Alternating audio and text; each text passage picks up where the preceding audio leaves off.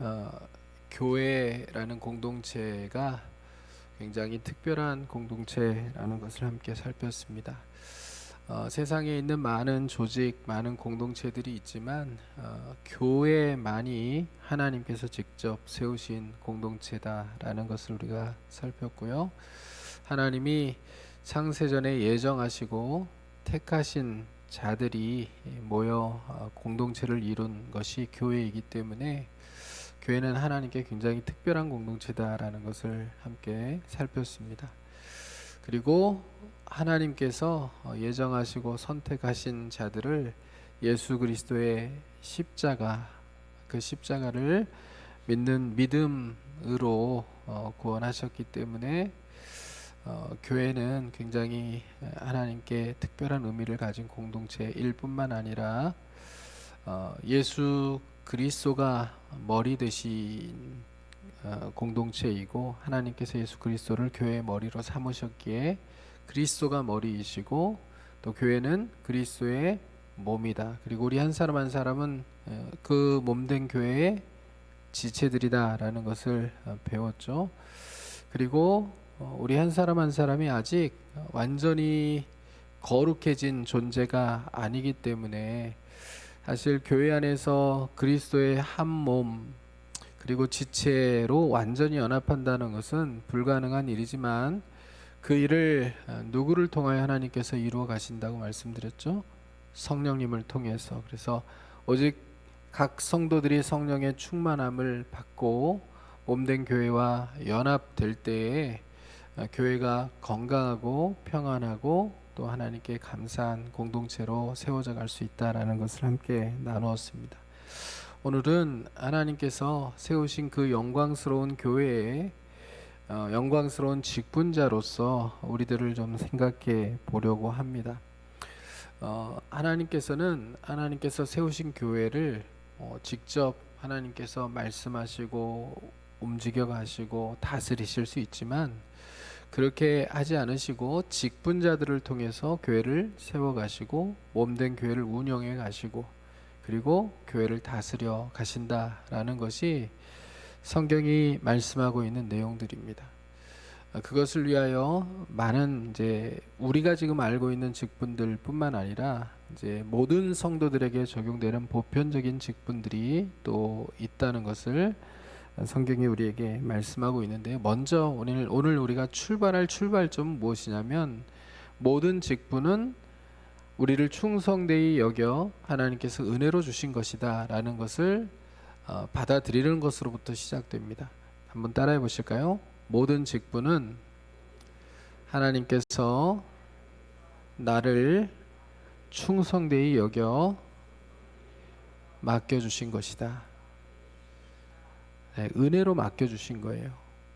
그러니까 우리가 뭔 자격이 특별히 있어서, 우리가 지금 임직 투표를 앞두고서 특별 기도회를 진행하고 함께 기도하지만, 우리가 그래서 어떤 기준을 만들고 거기에 부합하는 자격 조건들을 내걸었지만, 사실 그 자격 조건 때문에, 그것을 잘했기 때문에, 그게 잘 준비되었기 때문에 하나님께서 직분을 주시는 것이 아니라 은혜로 주시는 거예요. 아무리 우리가 하나님 앞에서 바르려고 해도, 그리고 온전하려고 해도, 그리고 하나님 앞에서 거룩하려고 해도, 하나님 앞에서 잘해보려고 해도 우리는 완전할 수 없는 존재예요. 하나님께서 점수를 매기신다면 우리가 우리에게 맡겨주신 직분 받아들기가 너무나도 부끄러워서 설 수 없는 그런 존재들이 우리 한 사람 한 사람이라고 생각해요. 저도 그렇고 여러분도 마찬가지일 거라고 생각해요.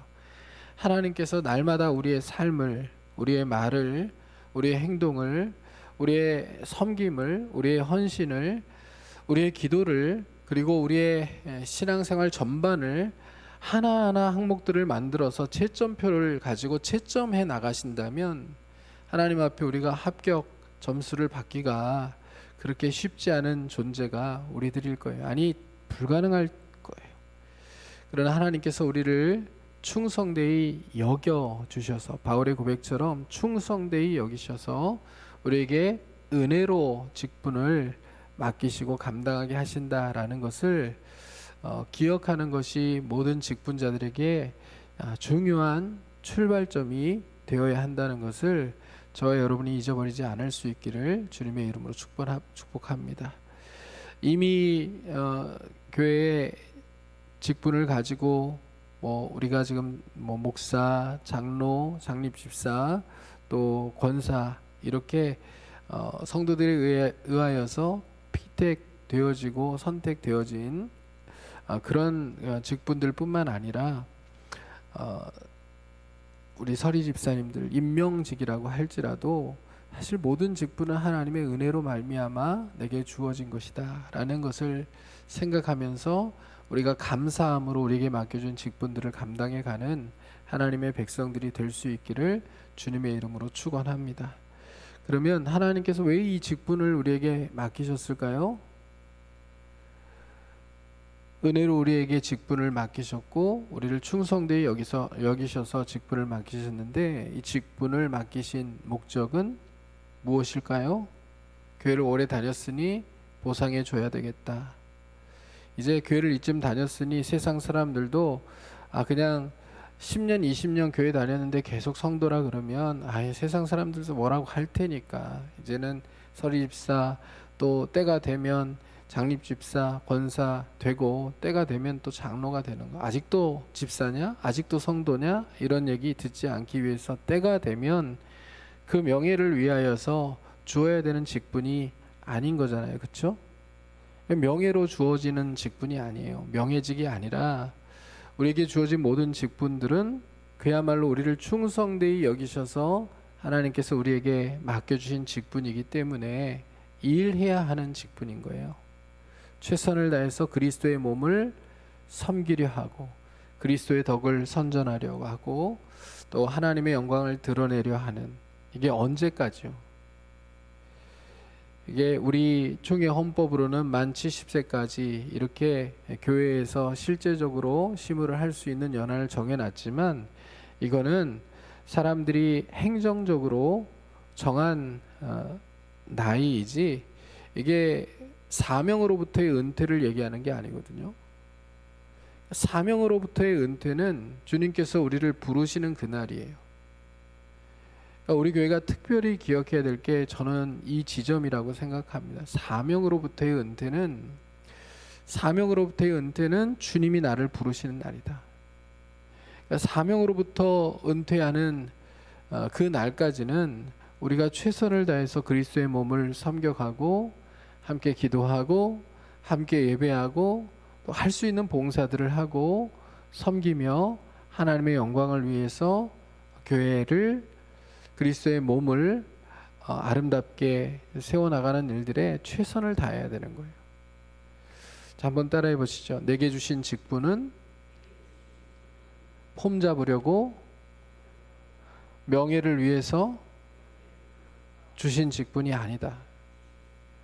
한번 다시요. 내게 주신 직분은 일하라고, 헌신하라고 하나님께서 주신 직분이다. 아멘입니까? 그래서 정말 좋고 건강한 교회는요, 모든 직분자들이 하나님께서 주신 직분에 대한 감사를 가지고 감격을 가지고 나 같은 사람을 직분자 삼으셔서 영광을 받으시려고 하시는 그 하나님께 감사하고 감격한 마음들을 가지고 최선을 다해서 일하고 섬기려 하고 헌신하려고 하는 사람들이 많은 그런 교회가 정말 좋은 교회인 거예요. 건강한 교회인 거예요. 우리 교회가 그런 직분자들로 넘쳐나는 복된 교회가 될 수 있기를 간절히 소원합니다.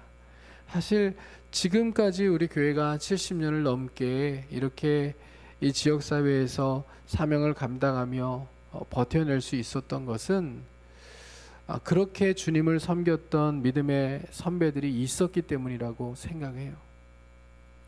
그리고 우리 교회를 다음 세대에게 우리가 여전히 힘있고 건강한 교회로 물려주기 위해서는 지금 지금 우리가 정말 최선을 다해서 우리에게 맡겨주신 직분들을 은혜로 받고 감사한 마음으로 최선을 다해서 그리스도의 몸된 교회를 세워가려고 몸부림치며 헌신할 때, 또 기도하며 하나님이 기뻐하신 일들에 동참할 때 우리 다음 세대들에게 건강하고 좋은 교회를 물려줄 수 있을 것이라고 생각해요.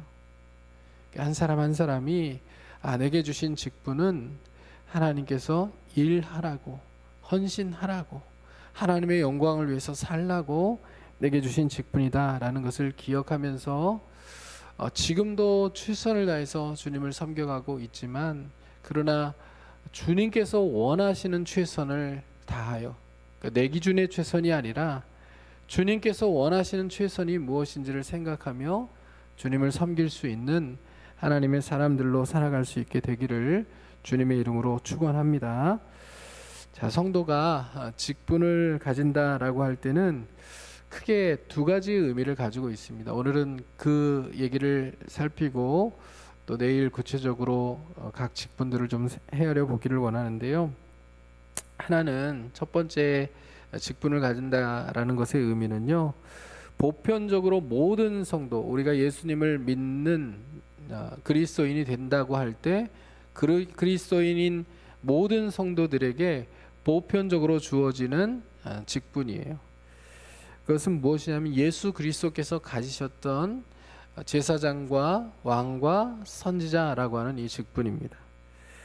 자, 그리스도라는 말의 의미가 무엇이죠, 여러분? 아시죠?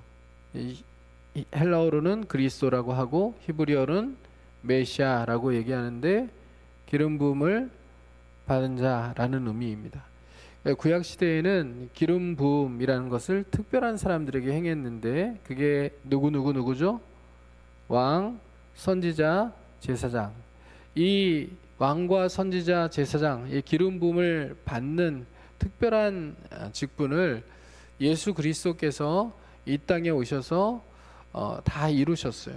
왕으로서, 선지자로서, 제사장으로서 그 직분을 다 감당하신 그리스도의 삼중직이라고 이야기를 하죠.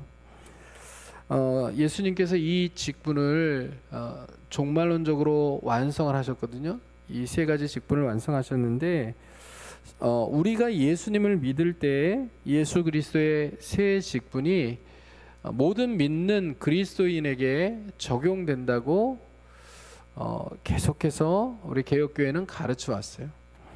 하이델베르크 교리문답 제12주일 제32문을 보면 질문이 이렇습니다. 당신은 왜 그리스도인이라 불립니까? 자, 여러분 한번 대답해 보세요. 여러분들은 왜 그리스도인이라고 불립니까? 대답하셨죠? 속으로 대답하셨죠? 왜 그리스도인이라고 불립니까? 예수님을 믿기 때문에 그리스도인이라고 불립니다. 맞죠? 근데 하이델베르크 요리문답 제32문에 대한 답을 보면 이렇게 구체적으로 기록이 되어 있어요. 그리스도의 삼중직과 그리스도인이라는 것을 연결하여 이렇게 얘기합니다. 왜냐하면 내가 믿음으로 그리스도의 지체가 되어 그의 기름 부음에 참여하기 때문입니다. 나는 선지자로서 그의 이름의 증인이 되며, 자, 선지자로서 뭐가 되며? 그의 이름의 증인이 되며, 제사장으로서 나 자신을 감사의 산 제물로 그에게 드리고. 무엇을 제물로 드려요? 나 자신을 감사의 제물로, 산 제물로 주님께 드리고. 그 다음에요, 또한 왕으로서 이 세상에 사는 동안은 자유롭고 선한 양심으로 죄와 마귀에 대항하여 싸우고 이후로는 영원히 그와 함께 모든 피조물을 다스릴 것입니다. 이게 그리스도인이라고 우리가 불리는 이유라는 거예요. 자, 그러니까 예수 그리스도의 삼중직이 우리 그리스도인에게 주어진, 부여된, 예수 그리스도를 믿을 때 부여된 직분이라는 거예요. 그러니까 우리가 세상을 살아가면서 또 교회 안에서, 가정 안에서 어떻게 살아야 된다는 거예요? 왕으로서, 제사장으로서, 선지자로서 그렇게 우리에게 부여된 직분들을 감당하며 살아야 된다는 거예요. 이게 예수를 믿는 모든 그리스도인들에게 부여된 보편적인 직분이라는 거예요. 이해가 되세요? 자, 그러면 어떻게 삶의 영역에서 우리가 왕, 선지자, 제사장으로 살아갈 수 있는지 한번 적용을 한번 해보자고요. 선지자로서 우리는 복음을 전할 기회를 만들기 위해서 노력하고 최선을 다해서 복음을 전하는 삶을 살아야 됩니다. 선지자가 했던 역할이 무엇입니까?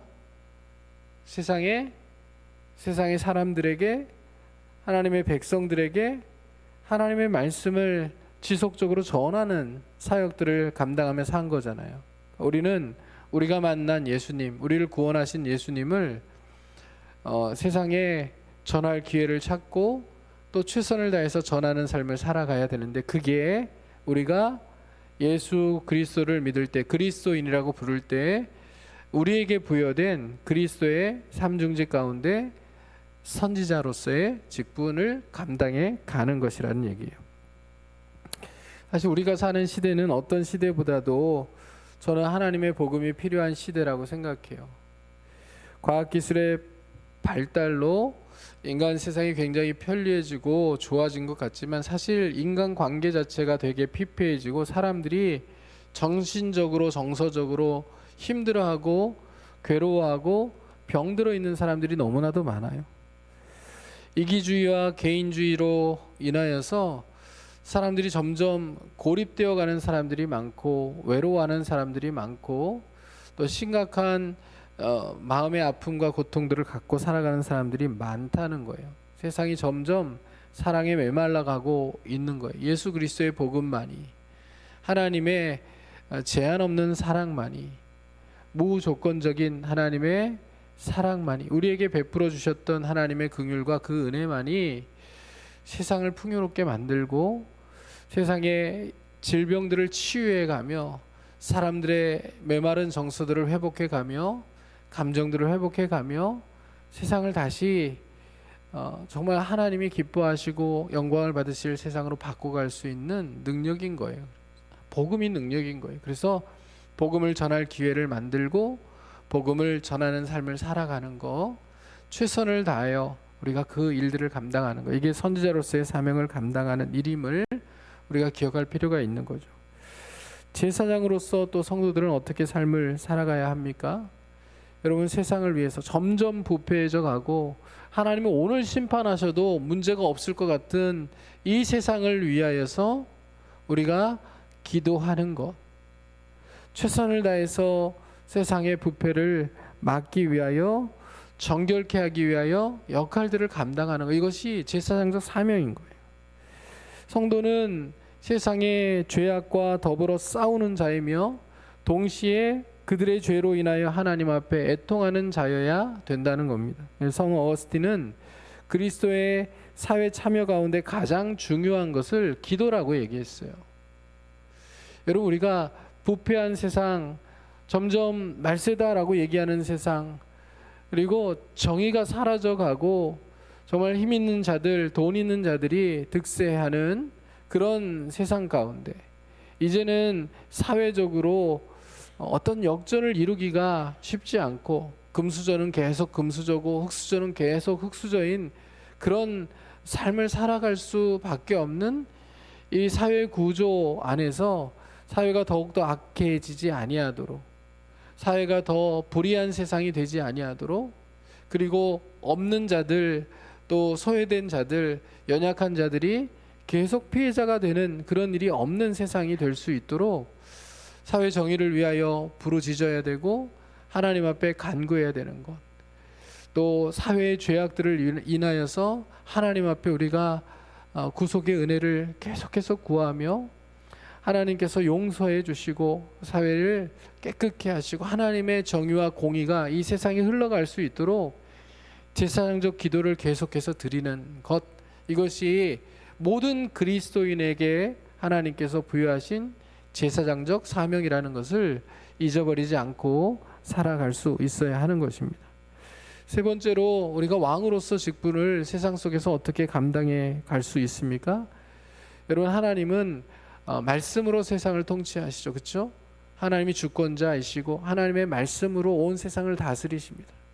그렇게 성도들은 왕으로서 직분을 세상 속에서 감당하기 위해서 하나님의 말씀에 더 온전히 충성하는 자, 순종하는 자들로 삶을 살아야 돼요. 여러분, 말씀과 무관하게 우리의 신앙생활을 할 수 있습니까? 말씀을 덮어놓고 신앙생활하는 사람들이 참 많이 있습니다. 우리가 지금 공동체 성경읽기를 계속 그나마 하고 있는 것은 무엇을 위함이라고 여러분 생각해요? 말씀의 근거에서 우리가 신앙생활을 해나가야 하기 때문인 거고요. 말씀 없이 신앙생활을 하는 사람들이 세상에 너무 많기 때문에 그렇습니다.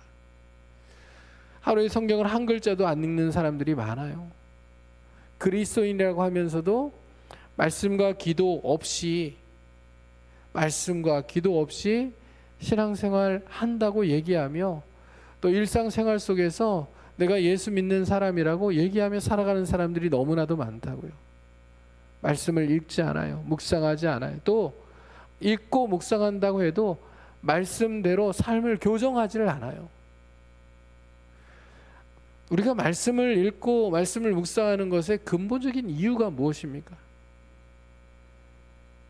내가 은혜 받을 포인트에만 은혜 받고 위로가 되는 말씀은 붙들고 소망이 되는 말씀은 붙들면서 내 죄를 책망하고 나를 깨닫게 하고 돌이키게 하고 그리고 나를 아프게 하고 나를 하나님 앞에서 정신이 번쩍 들게 만드는 그런 말씀은 외면하고 이러려고 우리가 말씀을 읽고 묵상하는 게 아니잖아요. 우리가 말씀을 읽고 묵상하는 이유는 우리에게 쓴 말씀이든 단 말씀이든 아멘으로 받고 말씀대로 살아내기 위함이에요. 그리고 말씀을 따라서 우리 자신을 교정해 가며 하나님이 기뻐하시는 사람들로 더욱더 다듬어져 가고 세워져 가기 위함입니다. 여러분, 우리가 몸에 병이 들면요, 몸에 뭐가 하나 났다고 생각해 보세요. 이 손에 여러분의 손에 뭐가 하나 어느 날 보니까 아프기도 한데 굉장히 흉측스러운 피부 질환이 하나 생겼어요. 아파요. 근데 이것을 치료하려면 어떻게 해야 됩니까? 뭘 바르고 약을 먹어도 잘 안 나요. 이걸 떼어내어야만 해요. 떼어내려고 하면 어떻게 해야 되죠? 병원을 가서 떼어내야 되잖아요. 떼어내면 안 아픕니까? 아픕니까? 떼어내는 그 과정이 아파요? 안 아파요? 여러분, 점 하나만 빼려고 해도 병원에 가서 레이저로 딱 지지면 된다고 해도 간단해요. 안 아파요? 해도 아파요. 아프죠? 근데 몸에 내 삶에 하나님이 보시기에 아름답지 못한 죄악의 요소가 내 마음에 더러운 죄악들이 덕지덕지 붙어 있어요. 이게 병이에요. 근데 이게 말씀의 거울 앞에 우리가 서서 말씀을 읽고 묵상하면서 말씀으로 우리를 수술해야 되거든요. 이걸 떼내는 작업이 아프지 않을 수가 없어요. 하나님의 말씀을 읽고 묵상하면요, 내 죄를 그 하나님의 말씀 앞에다가 비추어 놓고 생각해 볼 때 성령이 우리 안에서 강력하게 역사하시면 그 죄로 인하여 우리가 아파요. 하나님의 말씀이 들려질 때 정말 히브리서의 말씀처럼 날카로운 칼과 같이 우리의 모든 죄악들을 도려내고 우리의 심령을 감찰하는 그 말씀으로 인하여 우리 견딜 수 없는 고통을 겪을 수밖에 없어요. 근데 그때 우리가 저항합니까? 많은 사람들이 저항하려고 해요. 인정하지 않으려고 해요. 나는 아무 문제가 없다고 생각해요.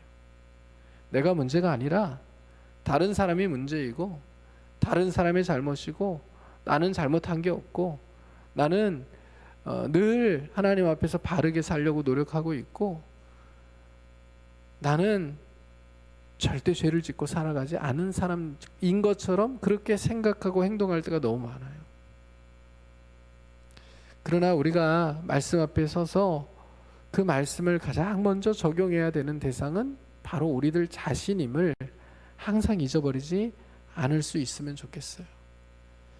왕으로서 우리에게 주어진 이 직분을 잘 감당하려면요, 이 말씀을 읽고 묵상하며 가장 먼저 나에게 적용하며 그 말씀대로 나를 세워갈 때 말씀을 내 삶 가운데 살아가며 그 말씀으로 세상을 변화시켜 나가며 그 말씀으로 세상을 다스려갈 수 있게 됨을 잊어버리지 않으실 수 있기를 주님의 이름으로 축원합니다.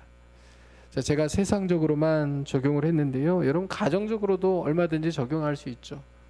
선지자로서의 직분을 가정에서 적용한다는 것은 어떤 의미일까요?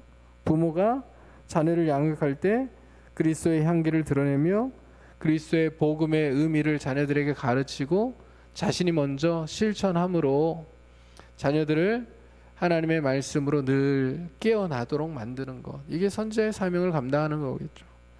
세상 직분을 가진 부모는 단지 자녀들의 출세나 성공을 위해서 기도하는 것이 아니라 자녀들의 성결을 위해서, 거룩한 그리스도인으로서의 삶을 위하여서 하나님 앞에 기도해야겠죠. 그렇죠. 만일 특별 기도의 제목 자체가 성공과 자녀들에 대한, 자녀들의 출세, 자녀들의 성공, 자녀들의 세상적인 그런 진로의 문제를 위하여서 우리가 간절히 기도하자고 했으면 부모님들로 가득 찼을지도 몰라요. 여기가 거기에 관심이 더 많죠, 모든 부모들이. 그러나 여러분, 자녀들이 세상적으로 성공하는 것보다 훨씬 더 중요한 것은 자녀들이 그리스도인으로 하나님을 붙들고 평생을 살아가는 거 아닙니까? 이래야 이 세상에서 소망이 있고, 그리고 영원히 소망이 있는 그런 삶을 자녀들에게 살아가도록 그렇게 도와주는 것 아니겠습니까? 그러니까 제사장적 직분을 부모로서 감당한다는 것은 자녀들의 성공과 출세를 위해서 기도하는 것뿐만이 아니라 자녀들의 성결을 위해서, 자녀들이 그리스도인으로 하나님을 온전히 붙들고 신앙을 더 중요하게 여기는 하나님의 사람들로 살아갈 수 있도록 기도하는 것임을 우리가 잊지 않아야 하는 거겠죠. 왕의 직분을 가진 부모는 어떻게 가정에서 역할을 감당해야 되겠습니까?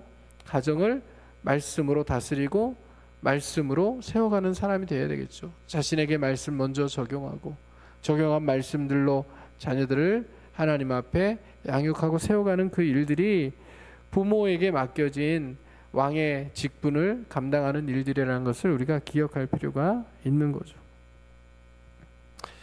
자, 이제 우리가 보편적인 직분인 왕과 선지자, 제사장의 직분을 살펴봤는데요. 이제 구체적으로 다른 하나, 성도들에게 직분이 주어진다라고 얘기했을 때 두 번째 의미인 교회에서 특별하게 세운 이 제도적인 직분인, 특별히 장로교회에 있는 목사, 장로, 또 장립집사, 권사라고 하는 이 직분들을 우리가 한번 생각해 볼 필요가 있죠. 물론 장립집사에는 우리 서리 집사님들의 역할들도 포함됩니다. 그러니까 집사의 직분은 안수를 받고 안수를 받지 않고의 차이가 있지만, 그러나 그 직무, 역할들은 동일하거든요. 우리 헌법에 그렇게 기록되어 있습니다. 그러니까 안수 집사, 장립 집사라고 하면 안수를 받은 것은 항존직이기 때문에 안수를 받았다라고 얘기하는 것은 매년마다 임명을 받지 않아도 된다라는 것을 의미하는 거고요. 그리고 서리 집사라고 얘기하는 것은 매년마다 직분을 새롭게 임명해야 되는 직분자라는 것을 의미하는 거예요. 그러나 그 직무, 역할들은 동일하다는 겁니다. 그래서 우리가 그 역할들을 또 생각해 보려고 하는데, 구체적인 내용들은 내일부터 해가지고 금요일까지 살펴보게 되겠고요. 여러분, 주님은 교회를 온전히 세우고 주님의 몸된 교회를 섬길 수 있도록 특별히 제도적인 직무를 주셨는데, 그것이 바로 교회의 직분이라는 거예요. 이게 우리 장로교회 안에서는 목사, 장로, 권사, 또 집사 이렇게 분류가 되어 있고요. 다른 정치 제도를 가진 운영의 제도를 가진 교회들은 또 다른 직무들이 제도적으로 준비가 되어 있겠죠. 여러분, 교회의 직분은 하나님께서 부여한 지속적이고 제도적인 직무라는 것을 우리가 기억해야 될 필요가 있고요. 교인들의 이 섬김, 이 직분자들의 섬김이 없는 교회라는 것은 존재하지 않는다라는 것을 우리가 생각해 볼 필요가 있어요. 교회는 누구의 섬김을 통하여 세워져 간다고요? 직분자들의 섬김을 통하여서, 헌신을 통하여서만 세워져 가도록 하나님이 만드셨어요. 모든 직분자들이 교회, 그리스도의 몸인 교회를 세워가기 위하여서 받은 직분에 대하여 감사한 마음으로 그 직분을 은혜로 받고 최선을 다해서 헌신하며 섬길 때에 한 교회는 건강하게 그리스도의 몸으로서 기능을 감당해 갈 수 있다라는 것을 우리가 생각해야 되는 겁니다. 그렇기 위해서 직분자들은 직분을 받을 때 소명을 점검해야 해요. 여러분, 소명이라는 단어가 장로, 장립집사, 권사, 집사 얘기할 때 소명이라는 단어가 나오니까 낯설지 모르겠어요. 이 소명이라는 단어는 목사님들이나 선교사님들에게나 적용되는 그런 단어라고 생각하셨을지 모르겠어요. 소명이라는 단어의 의미가 무엇입니까? 기독교적으로 소명이라는 단어를 어떤 의미로 사용합니까? 사람이 하나님의 일을 하도록 부르심을 받는 일. 근데 이것을 보편적으로 적용해야 되거든요. 모든 직분자들에게 적용할 수 있어야 되는데 대부분 목회자나 또 선교사나 이런 특별한 사람들에게만 이 단어를 적용할 때가 많은 거예요. 하나님의 일을 하도록 부르심을 받는 일. 이건 목사도 그렇고요, 장로도 그렇고, 권사도 그렇고, 집사도 그렇고, 하나님의 일을 하도록 부르심을 받은 사람들이니까 모두에게 적용돼야 되는 단어이잖아요. 그렇죠? 목사만 소명이 중요한 게 아니에요. 목사는 소명이 있어야 되고 성도는 시간이 지나면 자연스럽게 승진하듯이 직분을 받아야 된다, 이렇게 생각하면 안 된다는 거죠. 여러분, 만일에 담임 목사나 아니면 목회자들이 소명의식이 전혀 없는 것 같다. 목사는 목사인데 이름만 목사지, 근데 실제적으로 삶을 살아가는 거나 아니면 사역을 하는 거나 교회를 섬기고 헌신하는 모습들을 보면 소명의식이 전혀 없는 것 같다. 자기만 안다. 그리고 너무 자기 것만 챙긴다. 너 너무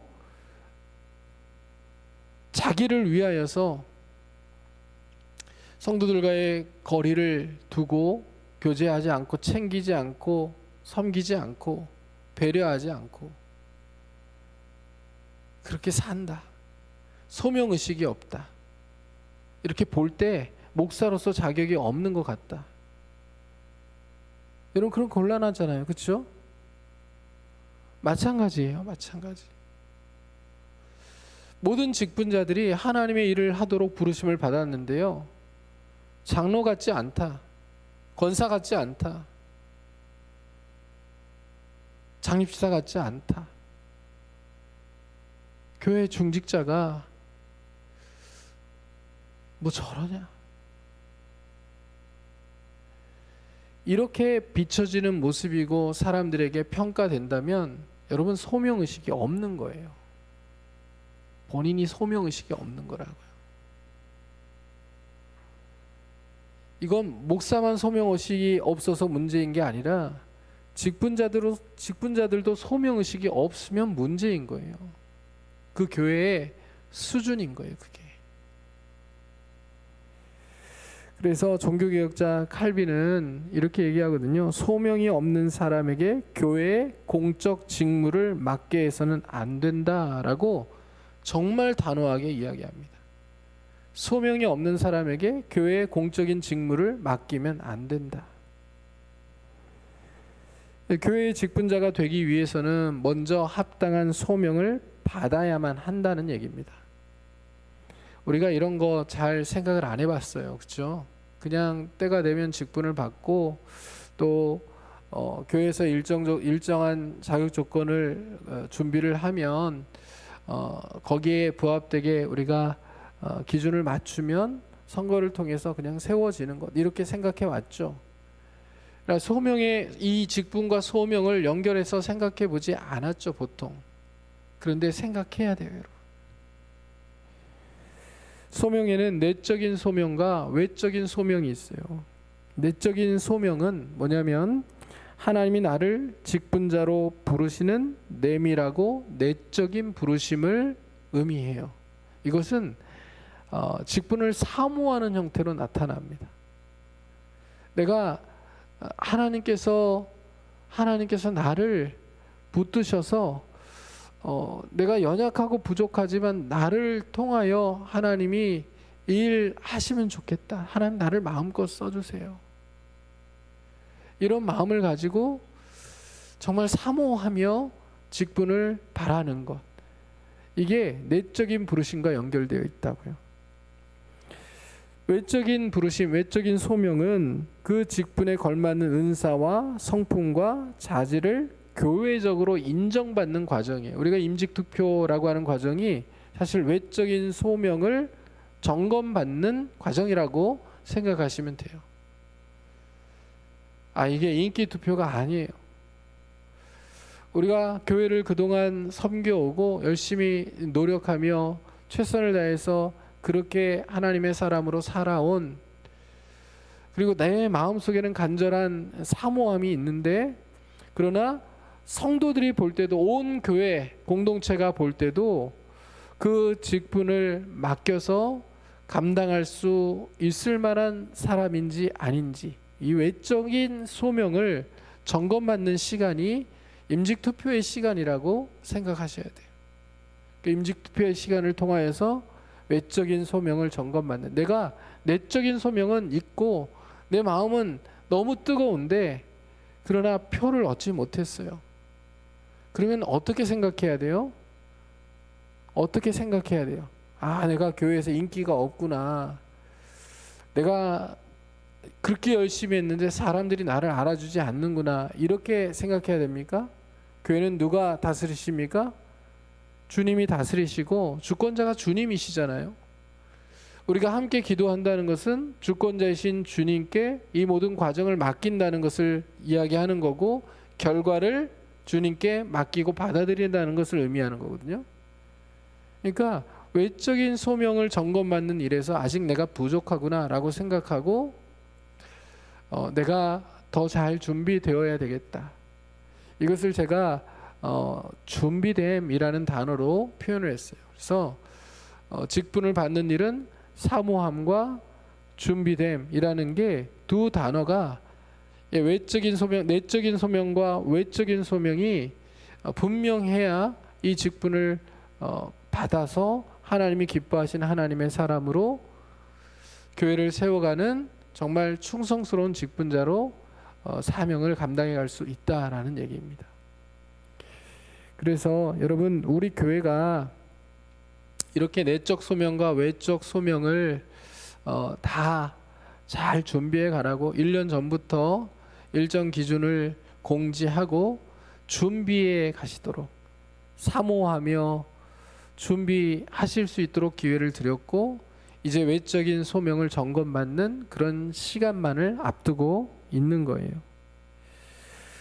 그래서 우리가 정말 간절히 소망하기는 이번 임직투표를 통해서 내적인 소명과 외적인 소명이 분명한 하나님의 사람들이 잘 세워지는 것을 인하여서 온 교회가 하나님께 영광을 돌리며 감사할 수 있는 그런 시간들이 되기를 소망하고, 또 우리 교회 안에 지속적으로 세상에 지금 다른 교회들의 분위기와 문화와는 다르게 교회의 직분을 기피하고 그런 거 귀찮고 힘든데 왜 해요? 이게 아니라 직분을 사모하는 사람들이 많아지고, 그리고 외적인 소명, 정말 잘 준비된 사람들이 많아져서 주님 오시는 날까지 교회가 건강하게 쓰임 받을 수 있는 그런 우리 대성교회가 될 수 있기를, 우리가 이 기회를 통하여 기도하며 나아갈 수 있게 되기를 주님의 이름으로 축원합니다. 그럼 여러분 이렇게 생각하실 수 있죠. 아, 이 특별 기도회는 무엇을 위해서 하는 건가? 나는 장로가 될 마음도 없고 장로도 아니고 그리고 권사도 아니고 안수집사도 아니고 될 마음도 전혀 없는데 나랑은 아무 상관이 없는 특별 기도회네, 이렇게 생각할 수 있잖아요. 그러나 여러분, 성도로 조용히 교회를 다니고 싶은 사람이라고 할지라도 직분론에 대하여서는 잘 배우고 알아야만 합니다. 왜냐하면 5가지 이유가 있는데 제가 짧게 말씀드릴게요. 첫 번째는 뭐냐면 교회는 그리스도의 한 몸이기 때문에 그래요. 우리 한 사람 한 사람이 조용히 성도로서 그냥 교회를 다니고 싶어도 교회 전체의 제도에 영향을 받잖아요. 교회의 시스템과 교회의 문화와 교회의 분위기, 모든 거에 다 영향을 받는 한 몸이에요. 그리스도께서는 직분자들을 통해서 교회를 세워나가시고 다스리시기 때문에 내가 영향을 안 받을 수 없어요. 교회의 지체로서. 그렇게 이 직분론에 관심을 가지고 좋은 직분자들을 또 세워가는 일들에 관심을 가져야만 되는 거예요. 두 번째 이유는요, 성령께서 직분자들의 봉사를 통해서 교회의 성화와 교제를 증진시키기 때문에 그렇습니다. 그러니까 이게 무슨 말이냐면요, 직분자 선출은 나의 신앙의 성장과 직결되는 문제라는 얘기예요. 무슨 얘기냐면 직분자들의 수준이 교회의 수준인 거예요. 교회들의 집회들을 가보면요, 그 직분자들의 수준이 교회의 딱 수준이다라는 것을 느낄 때가 너무 많아요. 직분자들이 예배를 드리는 태도, 예배에 참여하는 것, 모임에 참여하는 것, 또 각자 맡은 역할들을 감당할 때 어떤 마음의 태도와 자세를 가지고 참여하느냐, 이런 모습들을 보는 것 자체가 그 교회가 얼마만큼 훈련되었고 얼마만큼 직분자들이 잘 준비되었는지를 보여주는 그 교회의 수준이라는 얘기예요. 그렇게 여러분, 우리가 좋은 직분자들을 세우는 거, 이거 너무나도 중요한 일이잖아요. 그 사람들과 함께 교제하고 그 사람들과 함께 어울리면서 여러분, 내가 신앙생활의 성장을 이룰 수 있는 것. 좋은 권사님들이 많으면요, 좋은 후배들이 많이 일어나게 돼 있어요. 믿음의 본을 보이는 좋은 장로님들, 좋은 집사님들이 많으면 믿음의 좋은 후배들이 그 모습을 정말 사모하면서 준비하게 되어 있는 거예요. 맞죠, 여러분? 하고 싶은 마음이 생겨나게 되어 있는 거예요. 그러나 반대라면 다 안 하고 싶어 하는 거죠. 이게 너무 힘들고 괴롭고 어렵고 하고 싶지 않고 이런 일들이 되어버리고 마는 거예요. 그래서 우리가 직분론에 대해서 배워야 되는 이유는요, 우리의 신앙과 이 문제가 직결되어 있기 때문에 그렇습니다. 세 번째로 직분론에 대해서 내가 알아야 되는 이유는요, 하나님은 직분자들을 공동체에 반드시 두시려고 하시고 또 우리의 투표를 통해서 우리의 한 표 행사를 통하여서 직분자들을 선출해 가시기 때문에 그렇습니다. 그러니까 이 일들에 우리 모든 성도들이 적극적으로 참여해야 돼요. 후보들을 보시면서, 검증하시면서, 그리고 기도하시면서 내가 내 손으로 좋은 직분자들을 세우고 세웠으면 책임지고 기도하는 그 일들, 계속해서 기도하고 지원하는 그 일들을 감당해 갈 수 있어야 되는 거예요. 네 번째로 직분자의 자격에 대한 성경의 가르침은 일반 성도들의 영적인 성장의 기준을 제시하는 것입니다. 사실 감독에 대한, 집사에 대한 이런 이야기들이요, 그 직분에 해당하는 사람들에게만 필요한 말씀들이 아니에요. 이 모든 말씀들은 모든 성도들에게 필요한 말씀들이, 모든 성도들이 하나님의 사람으로 어떻게 살아가야 되는지, 어떻게 준비되어야 되는지를 보여주는 보편적인 말씀이라고 생각해야 돼요. 영적인 성장의 기준을 제시하는 하나님의 말씀들을, 이건 나랑은 상관이 없는 거야, 나는 그냥 일반 성도인데, 저거는 감독에게나 해당하는 거지, 장로에게나 해당하는 거지, 저거는 집사에게나 해당하는 말씀이지. 나는 자유로 계속 자유롭게 신앙생활하기 위해서 나는 그냥 평생 직분을 안 받고 성도로만 살 거야. 굉장히 잘못된 태도이죠. 여러분, 직분자들에 대한 모든 말씀들은 일반 성도들의 영적인 성장의 기준을 제시하는 말씀들이다. 이렇게 우리가 이해해야 되기 때문에 우리 모든 성도들의 경건 생활을 위해서 필요한 말씀이기에 이 직분론에 대해서 우리가 생각하며 그 자격 조건들에 대해서 하나하나 공부해 갈 수 있어야 되는 거예요. 다섯 번째로, 우리 모두가 직분자들의 자격과 역할을 알아야지만 제대로 역할을 감당해 갈 수 있도록 그들을 위해 기도할 수 있고, 그렇게 하지 못할 때 그렇게 해달라고 요청할 수 있기 때문에 그래요. 여러분, 장로가 어떤 역할을 하는 사람들인지, 권사가 어떤 역할을 해야 되는 사람들인지, 그리고 장립지사가 무엇을 해야 되는 사람들인지 이것을 알려주고 그 역할들을 감당하라고 얘기를 해야지, 뭔 일을 하는지 모르는데 안 한다고 야단만 치면 안 되잖아요. 그렇죠?